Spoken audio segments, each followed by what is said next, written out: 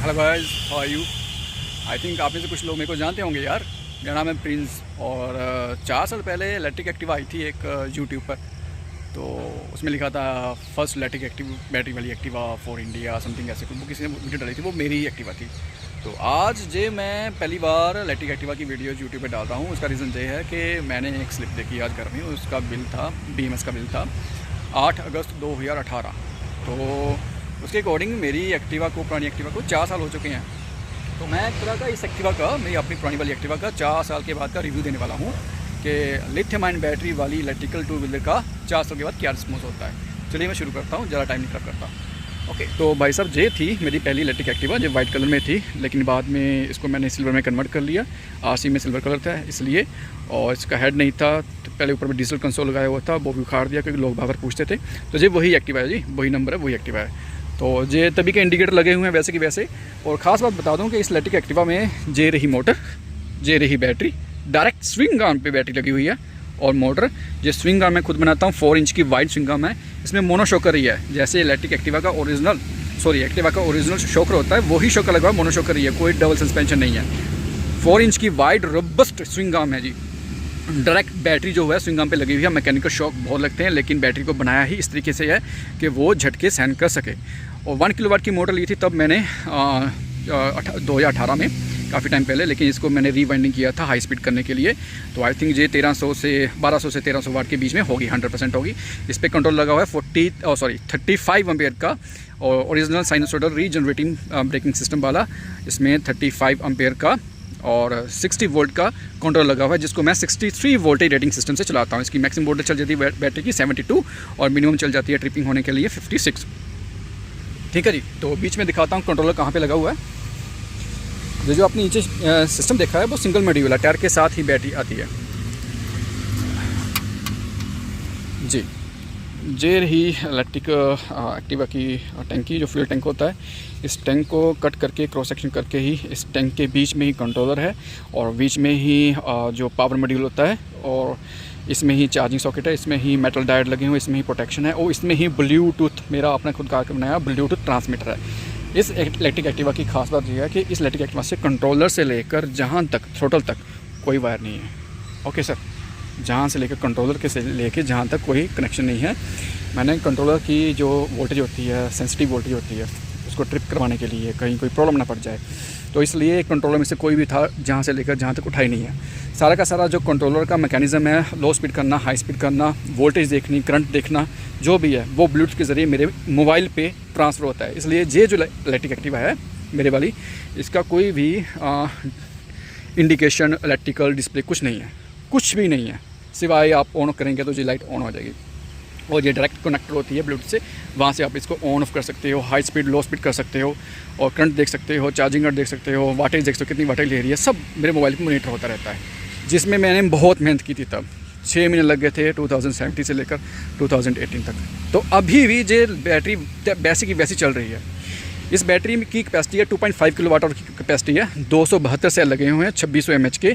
ICR Samsung के लगे थे हाफ सेल, और हाफ सेल लगे थे पैनासोनिक के। मेरे को इतना ज़्यादा है, और काफ़ी रेट था, 123 रुपये का एक्सेल पड़ा था तब मेरे को सैमसंग। बहुत ज़्यादा कॉस्टली पड़ी थी बैटरी, लेकिन मैंने बना ली थी। तो मैंने प्रैक्टिस की थी लैपटॉप की बैटरी को खोल कर। तो तब मैंने इसकी रेंज टेस्ट की थी पठानकोट से लेकर होशियारपुर तक, जो मेरे घर से 110 किलोमीटर पड़ता है।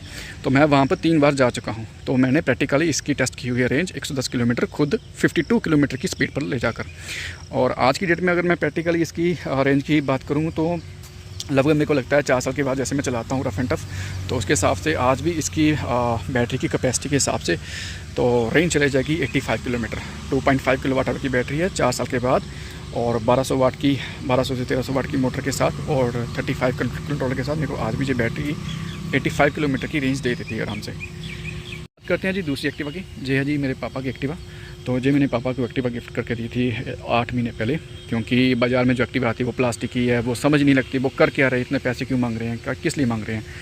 तो ये मेटल की बॉडी है, अच्छी मिली, 20,000 रुपये की मिल गई, विद पेपर वर्क के साथ साथ मिल गई। इसका इंजन निकाला, और इसी के साथ भी मैंने वही किया जो मेरी इलेक्ट्रिक एक्टिवा थी। पहले मेरे को पापा से डांट पड़ती थी कि तूने इतने पैसे लगा लिए, 55,000 लगा लिए, ये कर लिया। लेकिन अब नहीं, अब मेरे को कह लिए रिस्पॉन्स मिलता है, आराम से मिलता है, लेकिन मेरे पास टाइम नहीं होता है ऐसे काम करने के लिए। तो इस तरह की मैंने 4 इलेक्ट्रिक एक्टिवा डिज़ाइन की हुई है। 2 मेरे पास है, जो मेरी है, जो मेरे पापा की है, और 2 ही मेरे एक रिश्तेदार के पास है। उनमें भी 2.5 किलोवाट आवर की बैटरी लगी हुई है। इसमें हाफ पैनासोनिक के, हाफ सैमसंग के 2C में बैटरी लगी हुई है, कोई 3C में नहीं है हाई क्वालिटी के ग्रेड में। उसमें सैनियो के 2C में सेल लगे हुए हैं, वो भी 272 सेल हैं। 2.5 किलोवाट आवर की बैटरी है, वो सेकंड कहीं से मिल गई थी। ऐसे 3 बैटरी मेरे को सेकंड कहीं से मिल गई थी। उसको उखाड़ कर डिसमेंटल करके साफ़ करके फिर दोबारा मैंने बनाई जो बैटरी 2.5 किलोवाट आवर की। और इसमें मोटर लगी है 12 इंच की मोटर, इसमें मोटर लगी हुई है 10 इंच की साइज़ की। और ये मोटर है ओकिनावा की 1200 वाट वाली मोटर। इसमें भी वाइंडिंग मैंने चेंज की हुई है हाई टॉर्क के लिए, और इसमें मैंने एक टर्न एक्स्ट्रा दी हुई है ताकि पापा मम्मी आराम से इसको चला सके हाई टॉर्क में। पापा मम्मी मेरे हैवी हैं। तो इस इलेक्ट्रिक एक्टिवा ब्लूटूथ नहीं है, क्योंकि पापा ब्लूटूथ नहीं चलाना जानते इतना। तो जहाँ से लेकर जहाँ तक वायरिंग की हुई है, ओके, जे मीटर में डिस्प्ले होता है कितनी वोल्टेज आएगी। मैक्सिमम वोल्टेज आती है 72 में फुल चार्ज होती है, और 54 पे जाकर ट्रिप हो जाती है।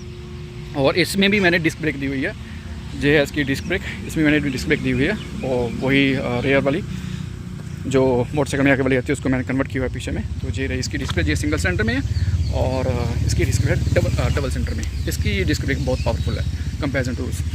तो इसका भी आपको कंट्रोलर दिखा देता हूँ। इसका भी सेम कंट्रोलर है, सेम डिज़ाइन करता हूँ, लेकिन हाँ वो 35 एम्पेयर का साइनोसॉइडल, प्योर साइनोसॉइडल बेस में रीजनरेटिव कंट्रोलर है।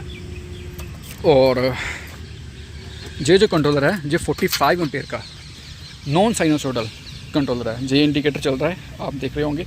इसका मतलब है कि मैंने MCB ऑन किया हुआ है। ये इसका चार्जर है, और जब चार्जर लगेगा तो इसमें भी लाइट अपने आप ऑन हो जाएगी, जो शो करेगा कि आपका चार्जर कनेक्टेड है।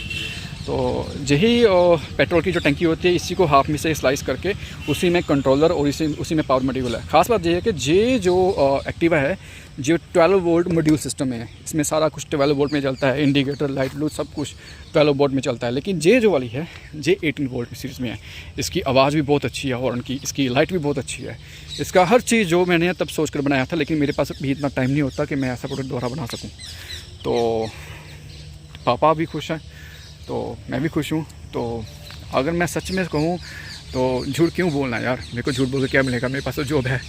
तो अगर सच बोलूँ तो मैंने आज तक एक भी पेट्रोल की बूंद नहीं देखी। 4 साल में मैंने पेट्रोल की बूंद नहीं देखी। कार है डीजल की, डीजल भरता हूँ, लेकिन 2 व्हीलर के चक्कर में आज तक मैंने पेट्रोल नहीं यूज़ किया, जो मैं कह सकता हूँ।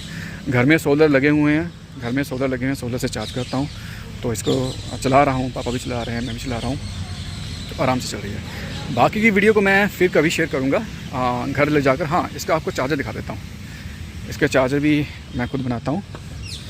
ये है इसका चार्जर, इसमें वोल्टेज, एम्पेयर और इंडिकेटर यानी कनेक्टेड हुआ कि नहीं, ये फैन है और नॉर्मल। ये 6 एम्पेयर का चार्जर है, ये 6 एम्पेयर का चार्जर, इसको 8 एम्पेयर तक लेके जा सकता हूँ, लेकिन 6 इज़ ये 72 वोल्टेज का 6 एम्पेयर का चार्जर जो खुद बनाता हूँ। ऐसे मैंने 3 चार्जर बना के दिए हुए हैं। एक मेरे घर में जो तो कनेक्टर रहता ही था, परमानेंट कनेक्टर रहता है, और एक फ्रेंड के पास है, और एक मेरे पास स्टैंड बाय बोर्ड में रहता है 6 एम्पेयर का। तो ये मैं खुद बनाता हूँ। जो मेरे को पड़ जाता है 2200 से 2300 रुपये का, खुद पड़ जाता है आराम से। तो आज के लिए धन्यवाद।